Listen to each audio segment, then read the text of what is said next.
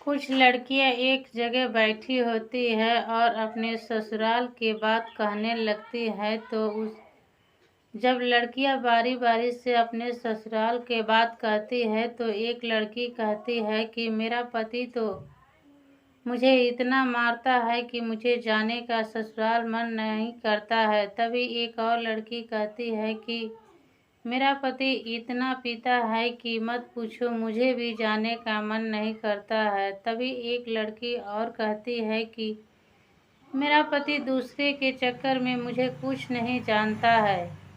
इतना बात सुनने के बाद एक लड़की और कहती है मेरा पति तो मुझे इतना प्यार करता है कि अगर मैं नहीं कहूँ कहीं जाने के लिए तो वो कहीं जाते भी नहीं हैं।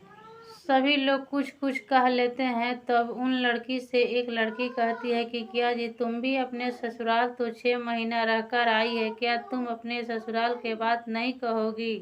तभी जब वो लड़की अपने ससुराल के बात कहती है तो वहाँ पर जितने लोग थे जब उनका बात सुने तो उनके आंख से आंसू गिरने लगा। कहानी बहुत ही इंटरेस्टिंग कहानी है और कहानी सुनने के बाद आपको ये महसूस होगा कि परिवार क्या होता है और परिवार बिखरने से क्या होता है। और आपसे एक और रिक्वेस्ट है कि ज़्यादा से ज़्यादा लाइक करें और चैनल पर नए हैं तो चैनल को सब्सक्राइब करें ताकि एक हाउसवाइफ का हौसला और बढ़ता रहे। दोस्तों, एक कहानी है बेगूसराय जिले की जहां पर लड़के के नाम संतोष और लड़की के नाम सपना होता है। संतोष बहुत ही प्यारा लड़का और बहुत ही सरल स्वभाव के लड़का था। संतोष जब छोटा था तभी उनके माता पिता मर गए थे। संतोष बचपन से ही अनाथ हो गया था। कहानी आप सुनेंगे तो आंख से आंसू रुकेगा ही नहीं। दोस्तों, संतोष के माता पिता तो बचपन में ही मर चुके थे। जब संतोष पढ़ रहा था, जब 8वीं क्लास में संतोष गया तो उनके दादा दादी भी गुजर गए। जब से उनका दादा दादी गुजर गए तो उनका पढ़ाई उनके चाचा ने बंद करवा दिया और काम पे उसी दिन से उनको लगा दिया। उसी दिन से संतोष को ये लगा कि मेरे दुनिया में कोई नहीं है। आज माता पिता होते तो हमें पढ़ने लिखने के लिए स्कूल भेजते। आज माता पिता नहीं होने के कारण मुझे आज खेती बाड़ी में लगा दिया गया। और उसी दिन से संतोष ने काम पर लग गया और काम करने लगा।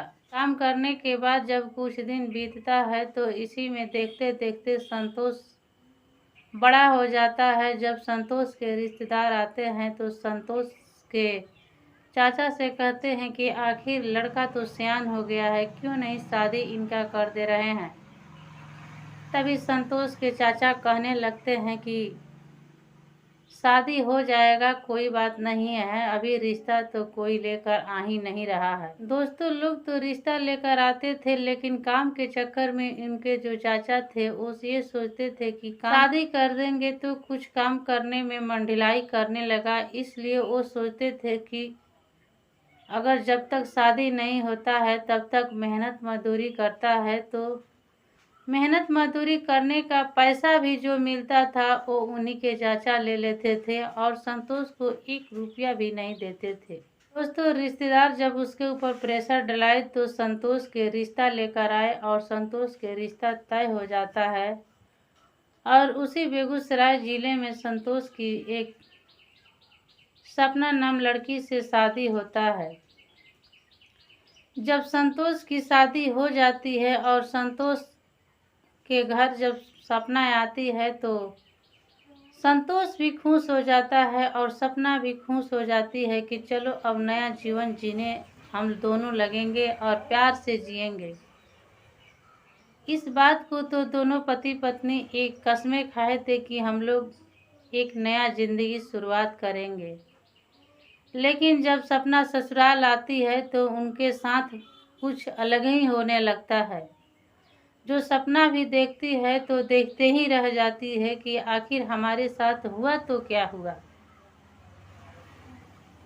दोस्तों, संतोष सुबह उठता था। सुबह के काम पर गए हुए शाम को 11-12 बज जाता था घर आने में। संतोष के घर पर न खाने के टाइम मिलता था, न सोने का भी सिर्फ शाम को ही शाम आता था, वो भी 10-11 बज जाता था। सपना से कहने लगता है कि तुम मुझे 4 बजे जगा देना। तभी सपना कहती है कि यही बात मैं कहने वाली थी तो आप कह दिए कि आप ही मुझे जगा दीजिएगा। मैं तो मायके से आई हूँ, मुझे आदत नहीं है। आपको तो काम पर जाने का आदत है, सुबह 4 बजे तो आप जगेंगे तो उसी के साथ मैं भी जग जाऊंगी। लेकिन संतोष कहता है कि कुछ थकान महसूस होने के कारण अगर नींद नहीं टूटेगी तो मुझे जगा देना, नहीं तो हमें सुबह होते ही मुझे डांट सुनना पड़ेगा। 4 बजे सपना उठती है और नहा धोकर पूजा पाठ कर लेती है। पूजा पाठ करने के बाद अपने पति को जगाने जाती है तो उसके पति उठने में थोड़ा लेट कर देते हैं। तभी सपना अपने बाल से जो पानी टपक रहा था उसी के टपकता हुआ पानी के छिड़काव की तो उसके पति के मन में ये आया कि बारिश आ गया, अब तो मेरा खैर नहीं, सरसों भीज जाएगा। तो इसी बात पर चौंक कर संतोष उठता है और कहने लगता है कि क्या बारिश आ गई क्या। तभी संतोष की पत्नी हंसने लगती है और कहने लगती है कि बारिश नहीं है, मेरे बाल से टपकता हुआ पानी है जो आपके चेहरे के ऊपर मैं छिड़की हूँ। इस बात पर जब संतोष इस बात को सुनता है तो संतोष और सपना का प्यार और एकजुट हो जाता है और संतोष के कुछ अलगे ही महसूस होता है। तभी उनका चाचा आवाज लगाते हैं कि अरे खेत पर कब जाओगे। तभी संतोष कहने लगता है कि मुझे खेत पर जाने के लिए लेट हो रहा है, जाने दो। लेकिन सपना नहीं मानती है, कहने लगती है कि नहीं, तुझे एक मुझे बात कहना है। तो संतोष कहता है क्या कहना है, कहिए। तो कहती है सपना कि खाते समय आप यहाँ पर आ जाना कि हम दोनों एक साथ बैठकर खाएंगे। संतोष कहने लगता है ये तो नामुमकिन है एक साथ खाने का। मैं काम पर जाता हूँ तो मुझे वहीं पर खाना मिल जाता है, मैं वहीं पर खा लेता हूँ। और एक ट्यूबवेल है, उसी के बगल में एक छोटा सा घर है, उसी घर में मैं दोपहर के आराम करके फिर से काम पर लग जाता हूँ। लेकिन घर पर आने का तो मुझे टाइम नहीं मिलेगा क्योंकि वहाँ से काम ही काम देखने का मिलता है। तो सोचता हूँ कि घर आएंगे तो और डांटी सुनेंगे, तो एक ही बार शाम को घर आते हैं। इतना बात कहकर संतोष काम पर चला जाता है और सपना किचन में चली जाती है। संतोष को काम पर गए हुए शाम हो जाता था और सपना को किचन में घुसे हुए शाम हो जाती थी। लेकिन संतोष और सपना को कोई कहने वाला नहीं था कि आखिर तुम नई नवेली दुल्हन हो तो तुम दोनों को एक साथ खाना पीना बैठना चाहिए। नहीं, न उनके चाचा कहते थे संतोष को, न ही उनकी चाची कहती थी सपना को कि बेटी बहू तुम इस किचन से निकल कर जाओ, अपने पति के साथ एक साथ खाना खा लो। लेकिन सपना को ये बात को लेकर बहुत दुख था कि आखिर हमारे पति सुबह के गए हुए शाम क्यों हो जाता है और शाम को आते हैं तो क्यों ही 4 ही बजे फिर से काम पर लग जाता है। इसी बात को सपना जब एक दिन बैठ कर सोच रही थी तो सपना के चाची जो होती है वो कहने लगती है कि क्या सोचती हो। सपना कहती है कि कुछ नहीं सोचती हूँ, ऐसे बैठी हूँ। तो सपना के चाची कहती है कि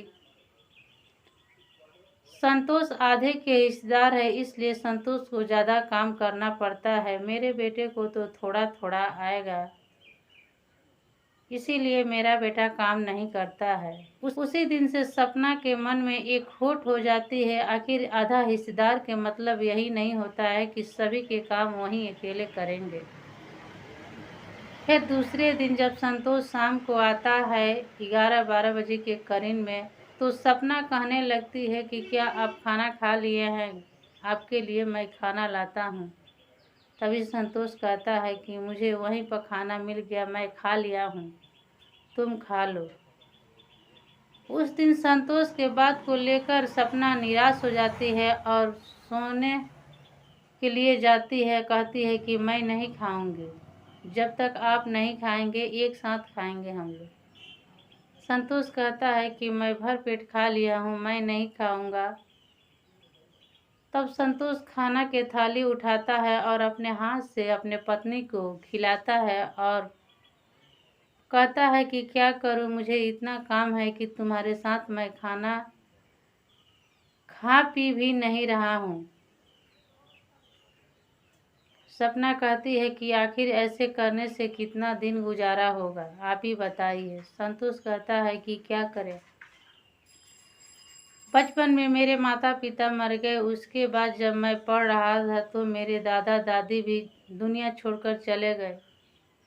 उसके बाद इन चाचे चाची के साथ रहा और जब से चाचा चाची के साथ रहा हूँ तब से मुझे काम ही काम मिलता है। इसीलिए मुझे महसूस होता है कि हमारे दुनिया में कोई नहीं है। अब जब से तुम भी आई हो तुमसे तो प्यार इतना है कि क्या करूं, लेकिन तुम्हारे साथ प्यार करने का मुझे टाइम भी नहीं मिलता है काम के सिवा। इस बात को सपना को दुख था और उसी दिन अपने माता पिता से सारी बात सपना बताती है और कहने लगती है। फिर से कुछ दिन बीतने के बाद जब चाचा के लड़के के शादी होता है तो उनकी बहू आती है तो वहीं बहू को इतना प्यार और इज्जत मिलता है। उस प्यार इज्जत को देखकर सपना के मन में और खोट हो जाता है। इस संतोष को काम पर काम दिया जाता है और चाचा के लड़कों को एक भी काम नहीं दिया जाता है। सुबह के जिट जाट बनाया हुआ शाम को लड़का आता है और बहू को भी एक भी काम नहीं दिया जाता है। इस बात को सुनने के बाद सपना को बहुत दुख होता है और अपने पति से कहती है कि आखिर आप में क्या कमी है कि आपको इतना काम दिया गया है और उन लोगों को काम नहीं दिया गया है। संतोष इस बात पर ख्याल न देते हुए कहता है कि चलो जाने दो, काम करने से कुछ नहीं होता है, काम करने से मुझे और ये होगा कि मैं अपने जीवन में सफल पाऊंगा। तभी सपना कहने लगती है कि आखिर आप जो काम करते हैं उनका पैसा तो आपके चाचा ही रख लेते हैं, आपको एक फूटी कौड़ी भी नहीं देते हैं। तो संतोष कहने लगता है कि ये तो बात तुम सही कह रही हो, मुझे एक पैसा भी नहीं मिलता है, जैसे तैसे करके मैं अपना जीवन गुजारा करता हूँ। ये दो तरह के बातें देखकर सपना अपने माता पिता को सारी बात बताती है और तभी सपना के बड़े भाई ससुराल जाता है और सपना को अपने घर लाता है।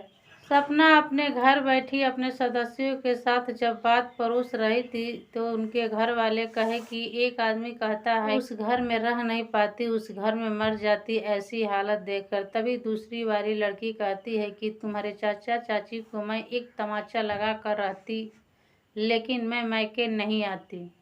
तभी एक लड़की और कहती है कि तुम्हारा पति तो बहुत प्यारा है, तुम्हें बहुत मानता जानता है, बहुत मेहनती है और आपको बहुत ख्याल रखता है, लेकिन सब आपके चाचा चाची के वजह से तुम्हें ये देखने के पड़ रहा है। तभी उनके मायके वाले कहते हैं कि ऐसे हरकतें करने वाले के घर मैं अपने बेटी को कैसे विदाई करूंगी। लेकिन अपने मन में सपना ये ठान लेती है कि जाने दो, जो भी करती है उनकी चाची करती हैं, उनके चाचा करते हैं, मेरे पति तो मेहनती है, मैं ससुराल जाऊंगी। इधर सपना तो कढ़ाई सिलाई करके अपना जीवन गुजारा कर रही थी, लेकिन जब से सपना आई थी तब से संतोष जो था घर पर एक दिन भी नहीं आया था और उसी खेत में जो ट्यूबवेल था उसी के ट्यूबवेल के बगल में जो एक छोटा घर था उसी घर में दिन और रात रहता था, काम करता था और उसी घर में रहता था। लेकिन संतोष को सपना की याद आती थी और उसे बहुत सताती थी कि आज मेरी साथ सपना होती तो खास मुझे बहुत अच्छा लगता, लेकिन संतोष करे तो क्या करे। लेकिन संतोष के चाचा चाची के ये मन में हुआ कि जाने दो, चली गई तो और अच्छा हुआ, आपको दूसरी शादी कर दूंगा। लेकिन संतोष इस बात पर कुछ नहीं बोलता है और चुप रह जाता है और पागलों की तरह काम करता है और उसी छोटा सा घर में रहता है। लेकिन तभी एक दिन सपना के मन में ये बात आती है कि मैं ससुराल जाऊंगी। दोपहर के टाइम सपना ऑटो पकड़ती है और ससुराल के लिए चल देती है। जब ससुराल जाती है तो सपना को ये मालूम था कि संतोष कहीं नहीं होगा। ट्यूबवेल के पास एक छोटा सा घर है, उसी घर में होगा संतोष। सपना डायरेक्ट संतोष के पास जाती है। जहाँ पर जाती है तो संतोष सोया हुआ मिलता है। उसी के बगल में जाकर बैठ जाती है और रोने लगती है। रोते रोते अपना हाथ जब उसके बालों पर रखती है तो संतोष उठकर बैठ जाता है और संतोष भी उसके गले लगकर रोने लगता है। तभी संतोष कहने लगता है कि सपना तुम मुझे क्यों छोड़कर चली गई। तभी सपना कहने लगती है कि मुझसे बहुत बड़ी भूल हो गई, मुझे माफ़ कर दो। मैं तुम्हारे पैरों में गिर कर रहूँगी और तेरे सिवा मेरे दुनिया में कोई नहीं है। तभी संतोष कहता है कि आज के बाद से मैं चाचा चाची को छोड़कर अपने नया दुनिया बनाऊंगी और अपने लिए नया जिंदगी बनाकर एक नया शुरुआत कर कर अपना यहीं पर एक छोटा सा घर बनाकर उसी में रहकर अपना परवरिश करूंगा और खुशी खुशी जीऊंगा। दोस्तों, आखिर संतोष और सपना के साथ जो हुआ, क्या सही हुआ कि गलत हुआ, आप ही बताइए। और इस कहानी को अवश्य सुने और न किसी को रुलाना है, न किसी को दिल को दुखाना है, न ही परिवार को बिखरने देना है।